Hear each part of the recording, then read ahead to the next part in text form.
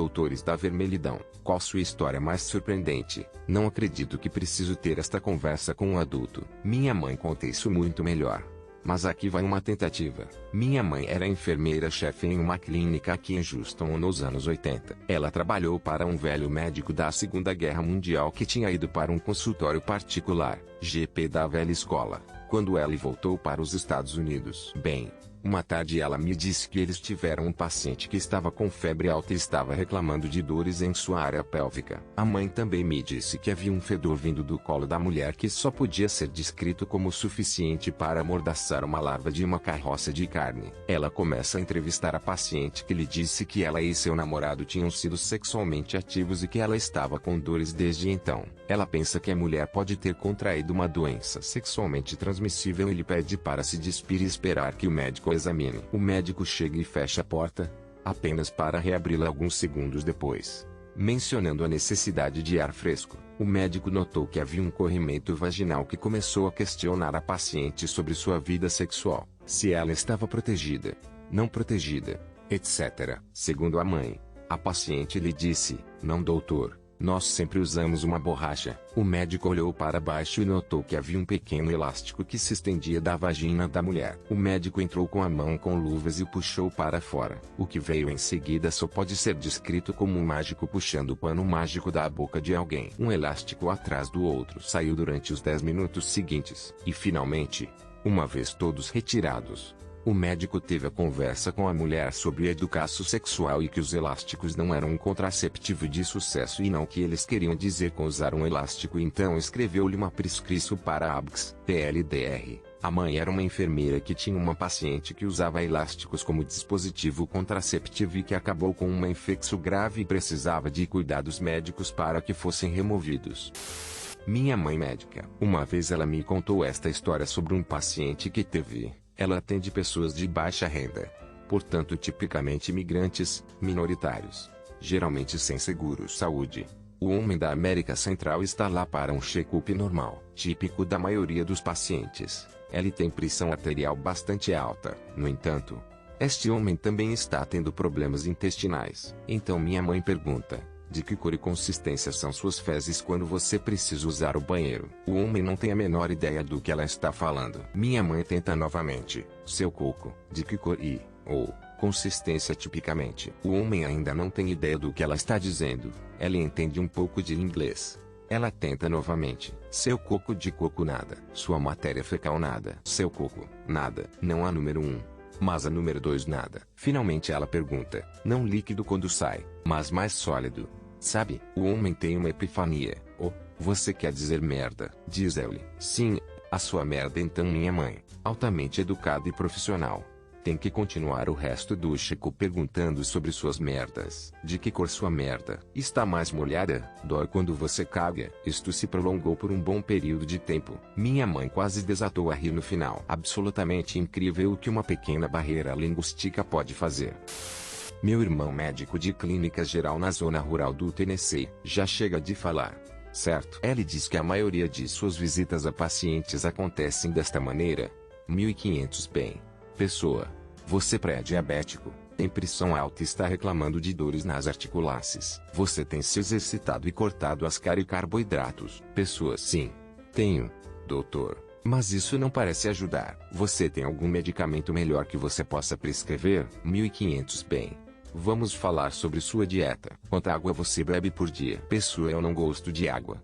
Por isso, todos os dias recebo gelo extra em meu chá doce para ter certeza de que tenho água suficiente. 1500 explica como isso não é água suficiente por um tiro no escuro.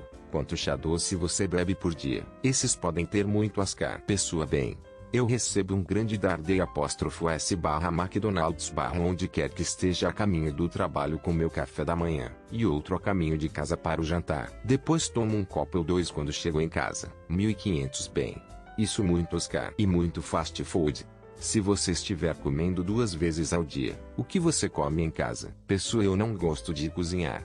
Então normalmente não como nada além de pequenos bolos de lanches de Bia em casa. 1500 esses também tem muito ascar. Pessoa, eu pensei que tudo que eu tinha que fazer era cortar o Mountain Dew. Agora você está dizendo que eu não posso comer minha comida ou meus petiscos. O que você está sugerindo que eu faça? Comer saladas para cada refeição? Porque você não pode simplesmente aumentar meus remédios?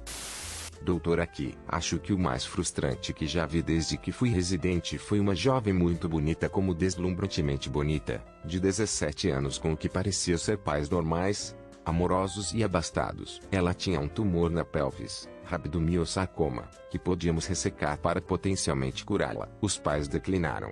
Também declinaram a quimioterapia e disseram que queriam tentar a medicina holística porque isso fazia mais sentido para eles. Eu a vi pela última vez há 3 anos.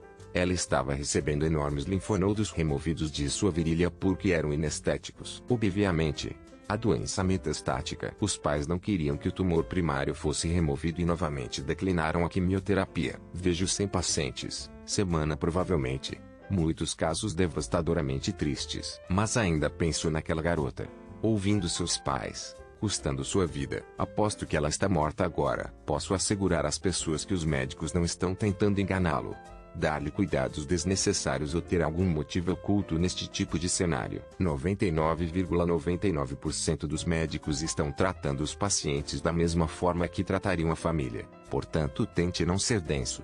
Queremos ajudar. Aqui no MT, eu tive um adulto tentando explicar para mim que alguém mais cagou suas calças. Fui tonificado por dor de dedos em um abrigo para sem-teto a 0200.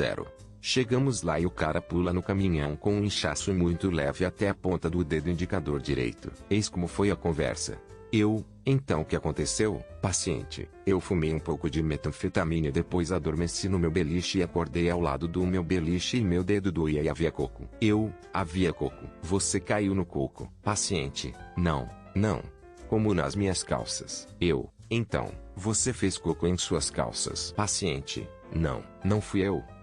Então deixe-me ver se entendi. Você fumou metanfetamina, tirou uma soneca, rolou da cama enquanto dormia, machucou seu dedo, e alguém else apareceu e cagou nas suas calças antes de você acordar. Paciente, sim. Não fui eu.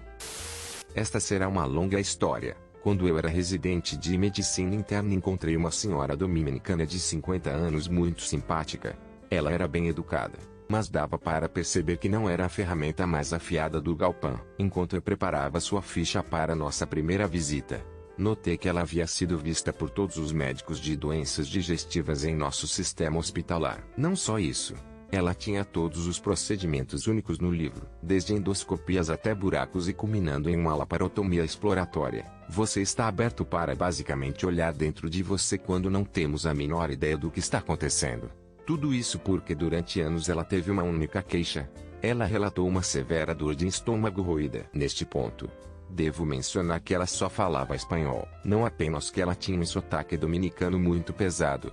E eu fui o primeiro médico hispânico a vê-la. Minha primeira língua é o espanhol e até eu tive dificuldade para entendê-la. Então ela entra aí depois de trocar alguns prazeres da primeira vez.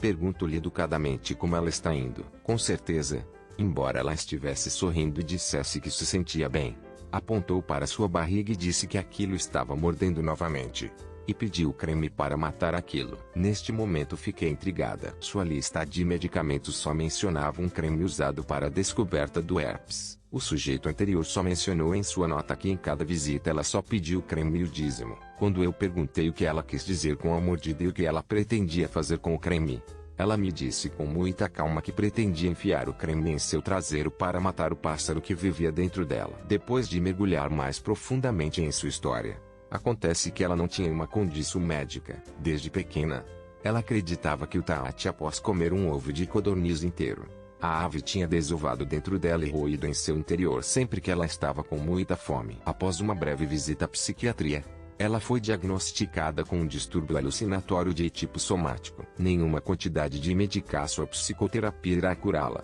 Mas ela ainda era uma mãe de 2 filhos plenamente funcional que pagava seus impostos e tinha que trabalhar em meio período. Eu procurei novamente todos os médicos de doenças digestivas no sistema hospitalar, para garantir que ela nunca recebesse uma intervenção invasiva inadequada. Há 3 anos venho seguindo-a e ela está feliz como se pode estar.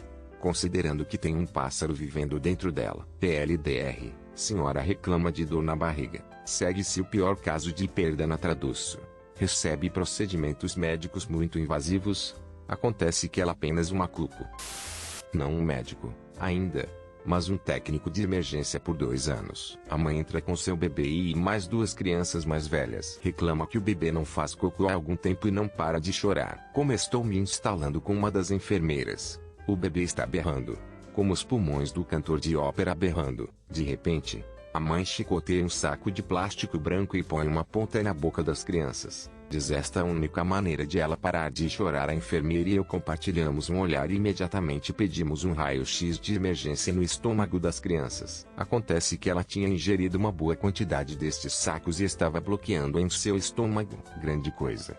Potencialmente ameaçadora para a vida. Quando confrontamos a mãe sobre seus hábitos de alimentação do bebê, suas únicas palavras de defesa são: bem, eu verifiquei em toda a bolsa e não consegui encontrar nada que dissesse não comestível. TLDR. A mãe tinha deixado seus dentes de bebê em sacos plásticos porque ela não sabia que eles não eram comestíveis.